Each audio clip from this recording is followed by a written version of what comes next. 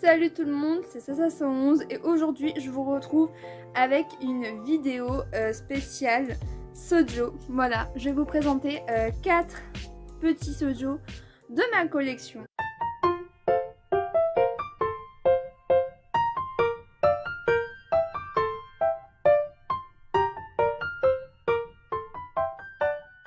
Voilà, je me suis dit pourquoi pas présenter 4 petits Sojo tout mignons.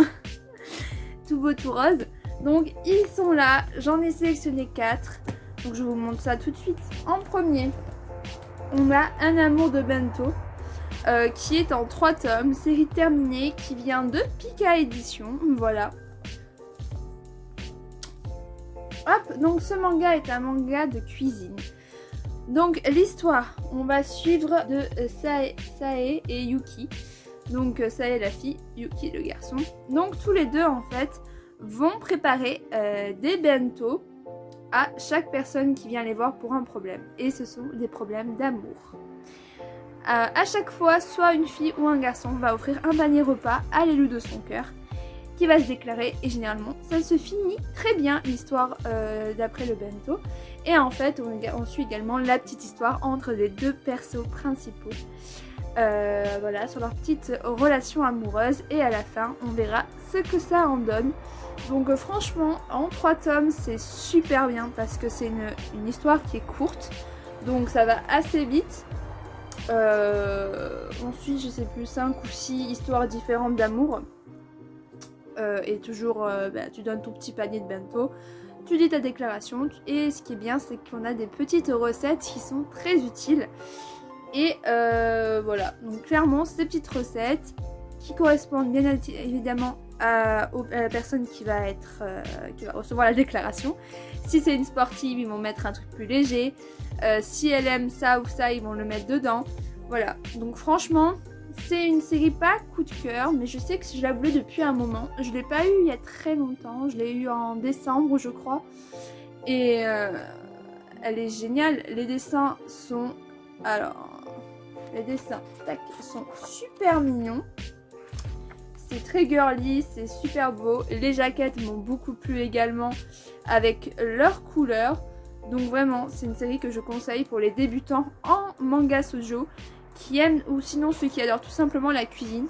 Parce que franchement, il vaut le coup. Ensuite, on a un petit shoujo qui vient de chez Akata.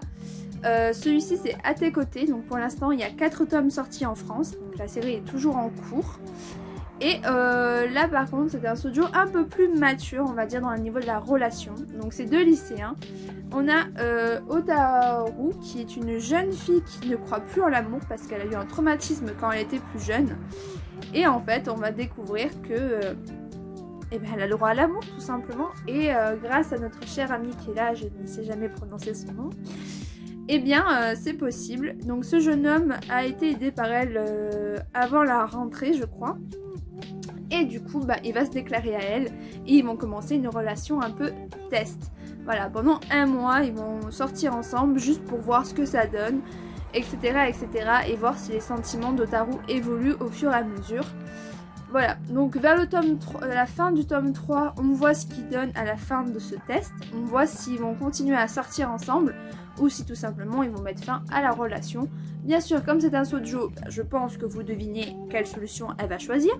Et du coup, à partir du tome 4, on suivra la suite de l'histoire. Voilà, donc franchement, ça a l'air d'être... c'est un shoujo qui a l'air quand même assez complexe au niveau, plus on avance, plus on voit que la fille a eu un sérieux traumatisme et qu'elle a vraiment peur d'aimer et qu'elle ne sait pas comment faire.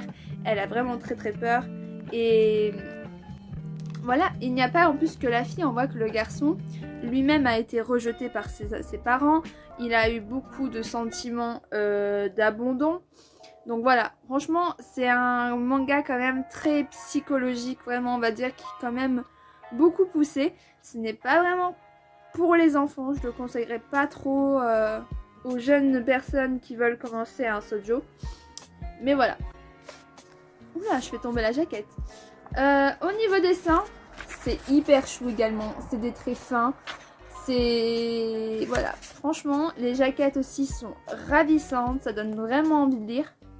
Donc vraiment, je conseille à 1000% ce manga. Ensuite, les deux derniers, ce sont des Nobi Nobi. Donc on a Lunakis qui est en 7 tomes. La série est terminée. Je regarde bien, mais oui, c'est ça. En 7 tomes. Et c'est par le mangaka qui a fait Killary et Nijika. Donc voilà. On va suivre l'histoire de Luna qui est un vampire. À moitié humain, vampire. Excusez-moi. Et on va suivre son histoire. Donc elle va... Pour devenir humaine, elle doit embrasser et se marier avec la même personne. Que son premier baiser soit avec la personne avec qui elle va se marier. Donc on va la suivre au collège, qui va découvrir l'amour en rencontrant ses deux frères. Donc il y en a un, on va découvrir un secret sur lui, voilà, au fil des mangas, des tomes et tout. On va découvrir son secret et pourquoi il ne veut pas s'approcher de Luna et pourquoi il ne veut pas accepter son amour pour elle. Et en même temps, on va un petit peu suivre l'histoire de Haruka, qui est donc le blond. Donc là, c'est Taiga qui a un grand secret. Et là, on a Haruka. C'est ça? Oui, Haruka, qui lui, par contre, va essayer d'entamer une relation avec Luna.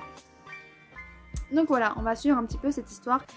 Franchement, je le conseille pour les enfants. Déjà, Nobi Nobi, c'est un éditeur pour les enfants de base au niveau manga. C'est tous les mangas kawaii, tout mignons. Franchement, si votre enfant... ou si vous êtes un jeune collégien, etc. et que vous voulez un manga facile à lire, mignon et adapté à vous, allez chez les Nobi Nobi. Franchement, ils sont trop kawaii. J'adore. On va pas montrer cette photo-là. Voilà, franchement, les dessins, ils sont géniaux. Voilà. On voit vraiment que c'est le trait quand même. La Luna ressemble beaucoup à Killary, ça se voit direct. Et en plus, c'est écrit là, en plus, par l'auteur de Killary. Voilà. Donc, 7 tomes, ça va. Franchement, ça se suit. Et le dernier, que moi, personnellement, au début, j'avais peur de ne pas aimer, c'est Tant qu'il est encore temps, je t'aimerai. Donc, celui-ci est en 8 tomes. Et en fait, j'avais peur de ne pas aimer parce que j'aime pas les mangas qui sont basés sur les maladies, sur le fait qu'il ne reste pas beaucoup de temps à vivre. Donc là, on va suivre Misaki qui est elle va rentrer au collège. Je crois que c'est le collège. Je sais jamais. Elle va rentrer, voilà, c'est ça, au collège.